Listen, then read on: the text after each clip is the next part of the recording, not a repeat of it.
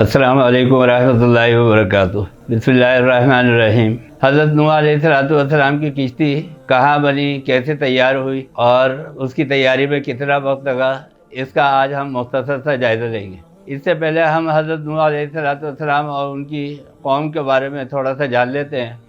حضرت نوح علیہ السلام حضرت آدم علیہ السلام کے بعد مبعوث کیے گئے، اور یہی وہ دور تھا کہ جس میں حضرت آدم علیہ السلام کے بعد سب سے پہلے دنیا میں شرک جو تھا وہ وجود کے اندر آیا۔ اس سے پہلے حضرت آدم علیہ السلام کے زمانے میں شرک موجود نہیں تھا۔ حضرت نوح علیہ السلام ہی کا دور اور زمانہ وہ زمانہ تھا کہ جس کے اندر مصوری کی ابتدا ہوئی، جس کے اندر تصویر بنانے کی ابتدا ہوئی، اور جس کے اندر شرک کی ابتدا ہوئی۔ اس سے پہلے شرک دنیا کے اندر موجود نہیں تھا۔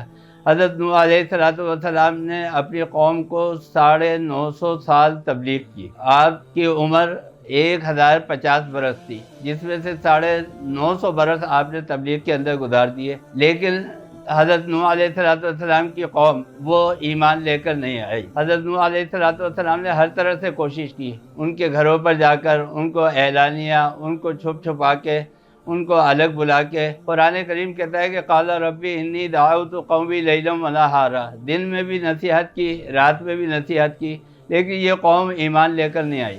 جب بت پرستی اور شرک حد سے زیادہ بڑھ گیا تو حضرت نوح علیہ السلام کو اللہ تعالیٰ کی طرف سے حکم آیا کہ اب آپ اس قوم کے اوپر عذاب آنے کی وعید سنا دیں، اور اپنے اور اہل ایمان کے لیے ایک کشتی تیار کرے کہ جو ان کی نجات کا سبب ہو۔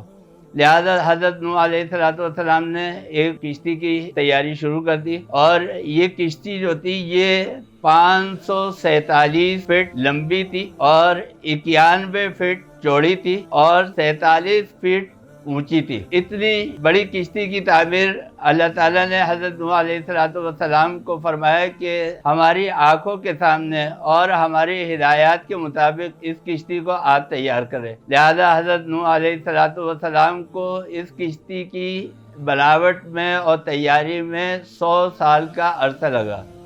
جب کشتی تیار ہو گئی تو اللہ تعالیٰ کا حکم آیا کہ اب آپ اس میں اپنے اہل ایمان کو اور اپنے گھر والوں کو، اپنے خاندان والوں کو سوار کریں، اور حضرت نوح علیہ السلام کی اس ہدایت کے اوپر عمل کیا گیا، اور حضرت نوح علیہ السلام کے گھر والے جو اہل ایمان تھے اور خاندان والے اور اہل ایمان جو حضرت نوح علیہ السلام کے اوپر ایمان لائے تھے ان کو سوار کیا گیا۔ اس میں کچھ پرندے اللہ کے حکم سے اور کچھ حیوانات اور جانور وہ بھی بٹھا لیے گئے کشتی کے اندر۔ اور اس کے بعد یہ علاقہ عراق سے، جہاں حضرت نوح علیہ السلام موجود تھے، وہاں سے یہ قافلہ چلا، اور اللہ تعالیٰ نے اس قوم کے اوپر کہ جو باغی تھی اور شرک کے اندر مبتلا تھی، اس قوم کے اوپر عذاب نازل کیا۔ اور وہ عذاب کیا تھا کہ زمین پانی اگل رہی تھی اور آسمان بارش برسا رہا تھا۔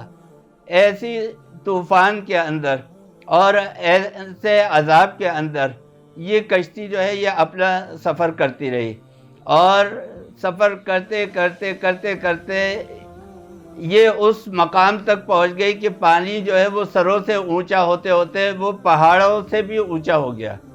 اور حضرت نوح علیہ السلام کا ایک بیٹا جو ایمان نہیں لایا تھا، اس نے یہ کہا حضرت نوح علیہ السلام کی ایک بات کے جواب میں، جب حضرت نوح علیہ السلام نے کہا کہ بیٹا آجا، آج ہمارے ساتھ ہو جا، تو اس نے کہا کہ جی میں تو پہاڑ پر چڑھ جاؤں گا اور مجھے تو کوئی طوفان جو ہے وہ نقصان نہیں پہنچا سکے گا۔ حضرت نوح علیہ السلام نے فرمایا کہ آج تمہیں کوئی بھی چیز جو ہے وہ نہیں بچا سکے گی۔ وہی ہوا کہ جب اللہ کا عذاب آیا اور طوفان پہاڑوں سے اونچا ہو گیا تو وہ حضرت نوح علیہ السلام کا بیٹا جو ہے وہ طوفان میں غرق ہو گیا۔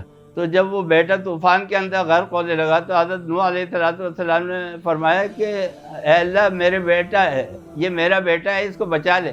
حضرت نوح علیہ السلام سے اللہ تعالیٰ نے کلام کیا اور کہا کہ جو تمہارے کہنے پر نہیں، جو تمہارے اوپر ایمان نہیں لایا وہ تمہارا بیٹا نہیں ہے۔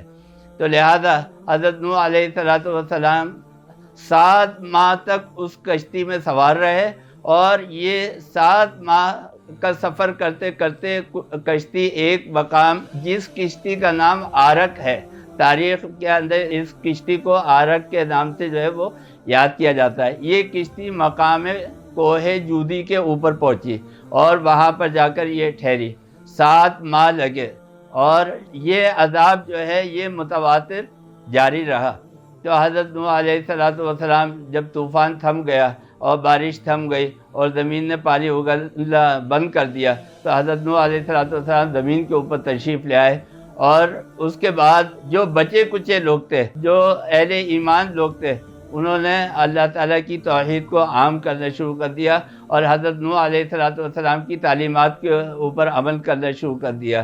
یہ کشتی میں جو سوار لوگ تھے، ان میں ایک بڑھیا رہ گئی تھی، جس نے حضرت نوح علیہ السلام کے اوپر اسلام قبول کیا تھا، اور اس نے حضرت نوح علیہ السلام کو کہا تھا کہ بیٹا اب جاتے ہوئے مجھے بھی لے لینا۔ حضرت نوح علیہ السلام کے ذہن سے نکل گیا، اور وہ اس بڑھیا کو کشتی میں سوار کرنے سے رہ گئے۔ جب واپس آپ پہنچے اور طوفان تھم گیا، تو آپ افسوس کرتے ہوئے اس بڑھیا کی جھوپڑی کی طرف گئے کہ دیکھو یہ بڑھیا بیچاری مر گئی ہوگی۔ تو بڑھیا نے آواز لگائی کہ اے نوح، کیا طوفان آنے والا ہے؟ کیا تم مجھے لینے آ گئے؟ تو حضرت نوح علیہ السلام حیران ہوئے، اور انہوں نے کہا کہ اے بڑھیا، طوفان تو آ کے بھی چلا گیا، لیکن یہ اللہ کا معجزہ تھا حضرت نوح علیہ السلام کے لیے کہ ایمان لانے والوں کو اللہ تعالیٰ نے اس طرح جو ہے بچایا اور ان کی حفاظت فرمائی۔ یہ حضرت نوح علیہ السلام کی جو تعلیمات ہے اور جو شرک کا انسداد ہے، یہ ہمیں یہ تعلیم دیتا ہے کہ ہمیں ہر قسم کے خفی شرک سے بھی اور ظاہری شرک سے بھی ہمیں پناہ مانگنی چاہیے، اور اپنے رسول صلی اللہ علیہ وسلم کی تعلیمات پر اسی طرح عمل کرنا چاہیے کہ جس طرح اس کا حق ہے۔ اللہ تعالی ہمیں اور آپ کو سب کو عمل کی توفیق عطا فرمائے۔ وآخر دعوانا الحمدللہ۔